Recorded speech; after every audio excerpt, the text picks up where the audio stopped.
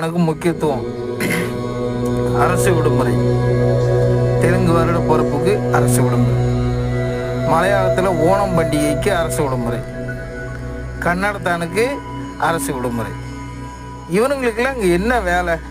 இங்கே அரசு விடுமுறை எதுக்கு? இவனுங்களுக்கு இங்கே என்ன நடக்குது? இங்கே அரசியல் இங்கே என்ன அரசாங்கம் நடக்குது? இந்த நாட்டுக்கும் பிறமொழி பேசுகிறவனுக்கு என்ன சம்பந்தம்? அப்போது இங்கே தமிழ் தமிழ் தமிழ் தமிழ் அப்படின்னு சொல்லிட்டு எல்லாமே இங்கே வேஷம்தான். நல்லா புரிஞ்சுக்கிங்க மக்களே.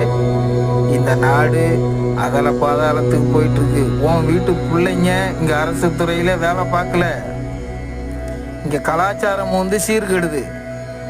முன்னாடி தனியார் தொழில் நிறுவனங்களில் தான் கலாச்சார சீர்கேடு இருந்தது. இப்போ அரசு துறைக்கு வேலைக்கு வராதிங்க. வேலைக்கு வந்தால் இங்கே கலாச்சார சீர்கேடு தலைக்கெட்டு ஆடுது.